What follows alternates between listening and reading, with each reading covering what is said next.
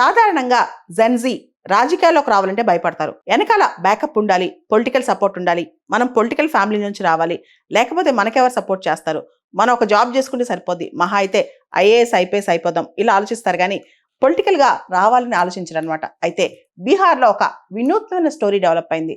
ఒక అద్భుతంగా ఒక అమ్మాయి, తనకే పొలిటికల్ బ్యాక్గ్రౌండ్ లేదు, వాళ్ళ అమ్మ నాన్న ఏ పొలిటికల్ పార్టీ లీడర్స్ కాదు, అంతేకాదు పెద్దగా రిచ్ కాదు, ఏమీ కాదు. కానీ ఒక అమ్మాయి, సగటు అమ్మాయి, జెన్జీకి చెందిన అమ్మాయి, ఎగ్జాక్ట్ గా 25 years, రాజ్యాంగబద్ధంగా రాష్ట్ర అసెంబ్లీకి ఎన్నికయ్యే వయసు అనమాట. ఎగ్జాక్ట్ గా 25 years. మైథిలి ఠాకూర్, అది కూడా బీహార్లో one of the toughest and strategic constituency Alinagar constituency, దానిలోంచి గెలిచింది. అసలు బీహార్లో అలీనగర్ కాన్స్టిట్యున్సీ అంటే అది ఆర్జేడీ కంచుకోట అనమాట. ఆర్జేడీకి ఎక్కువ చాలా సంవత్సరాల నుంచి వాళ్ళ ఏరియా. అలాంటి టైంలో ఈ మైథిలి ఠాకూర్ 25 సంవత్సరాల ఒక ఫోక్ సింగర్. ఆ అమ్మాయి ఎంత అంటే జీవితంలో చాలా ఛాలెంజెస్ చూసి పైకి వచ్చిందనమాట. ఆ అమ్మాయి ఈ రోజున ఆర్జేడీని బ్రేక్ చేసి, ఆర్జేడీ కంచుకోటను బ్రేక్ చేసి అలీనగర్ కాన్స్టిట్యున్సీ నుంచి ఆవిడ గెలిచింది. ఆ గెలుపు అనేది దేశవ్యాప్తంగా సెలబ్రేట్ అవుతుందన్నమాట. యాక్చువల్లీ మైథిలి అంటే గాడెస్ సీతాదేవి. ఆ ప్రాంతం మిథిలా ప్రాంతం, అంటే సీత అంటే చాలా మక్కువ అక్కడ. అక్కడ ఇంత ముందు వరకు ఆర్జేడీ వాళ్ళ ఓట్ బ్యాంక్ చాలా స్ట్రాంగ్. ముఖ్యంగా యాదవ్ ముస్లిం ఓట్ బ్యాంక్ మొత్తం కూడా ఆర్జేడీకే ఓటేసేవాళ్ళు. అయితే ఇప్పుడు కొత్తగా ఒక కౌంటర్ బ్యాలెన్స్ తీసుకొచ్చారనమాట. ఒక కౌంటర్ ఓట్ బ్యాంక్ తీసుకొచ్చారు. ఈ కాన్స్టిట్యున్సీలో ఎక్స్ట్రీమ్లీ బ్యాక్వర్డ్ క్లాసెస్ కావచ్చు, ఉమెన్ కావచ్చు, అప్పర్ క్యాస్ట్ కావచ్చు, ఎస్సీస్ కావచ్చు, వీళ్ళందరినీ నితీష్ కుమార్ ఏదైతే బీహార్ సీఎం ఉన్నారో ఆయన ఒక కౌంటర్ మొబిలైజేషన్ స్ట్రాటజీ చేశారు. దాంతో ఈ అమ్మాయి గెలిచే అవకాశం ఇంకా స్ట్రాంగ్ అయిందనమాట. ముఖ్యంగా ఈ అమ్మాయి చిన్నప్పటి నుంచి ఒక ఫోక్ సింగర్. వాళ్ళ బ్రదర్స్ కూడా ఫోక్ సింగర్స్ అనమాట. వీళ్ళు ఇండియన్ ఫోక్ ట్రెడిషన్ని, ఫోక్ ఆర్ట్ని కాపాడటానికి చాలా కష్టపడేవాళ్ళు. ఈ అమ్మాయి మైథిలి ఠాకూర్ చేసిన మొదటి ప్రామిస్ ఏంటి తెలుసా ఓటర్స్ అందరికీ కూడా?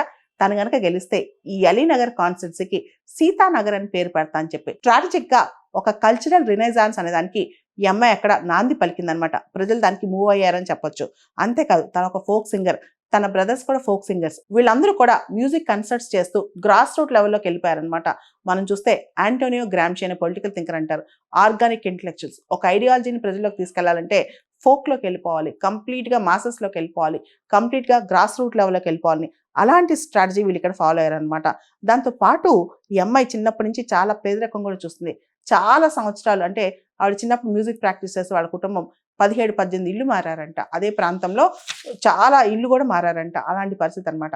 చిన్నప్పటి నుంచి కూడా ఈ మైథిలి ఠాకూర్ చాలా ఛాలెంజెస్ ఫేస్ చేస్తుందంట. ముఖ్యంగా ఇండియన్ ఐడల్ చివరిదాకా వెళ్ళి ఓడిపోవటం, ఇలాంటివన్నీ ఇవన్నీ చూసి చూసి ఆటుపోట్లు ఎదుర్కొని వచ్చిందనమాట. అయితే ఎలక్షన్ సందర్భంగా ఈమె తన కాన్స్టిట్యున్సీ వాళ్ళకి గర్ల్స్ ఎడ్యుకేషన్, ఏదైతే సీతాదేవి గాడెస్ సీతాదేవి పుట్టిన ప్రాంతం ఉందో అదంతా, ఆ ప్రాంతం అంతా ఉమెన్ ఎడ్యుకేషన్ మీద నేను ఫోకస్ చేస్తానని చెప్పింది అనమాట. స్కిల్ డెవలప్మెంట్ కావచ్చు, యూత్కి జాబ్ ఆపర్చునిటీస్ కావచ్చు, ఇదంతా కూడా. దాంతోపాటు అక్కడున్న ట్రెడిషనల్ ఆర్ట్ ఏదైతే ఉందో మిథిలా పెయింటింగ్స్ స్కూల్ కరిక్యులంలో తీసుకొస్తాను, ఆ పెయింటింగ్ని రిజ్యూమినేట్ చేస్తానని చెప్పి కూడా ఆమె ప్రామిస్ చేస్తుంది. ఇలా ఒకటా రెండా ఆవిడని చూసి అక్కడ ప్రజలు ఓటేసేసారనమాట. అంటే చాలా వరకు జెన్జీ వాళ్ళు ఏమనుకుంటారంటే మనకు పొలిటికల్ బ్యాక్గ్రౌండ్ లేకుండా, పొలిటికల్ ఫ్యామిలీ నుంచి కాకుండా వెళ్తే మనకి ఓట్లు వేస్తారా, బాగా డబ్బులున్న కుటుంబం కాకపోతే మనకు ప్రజలు ఓట్లు వేస్తారా, ఇలా ఆలోచిస్తారనమాట.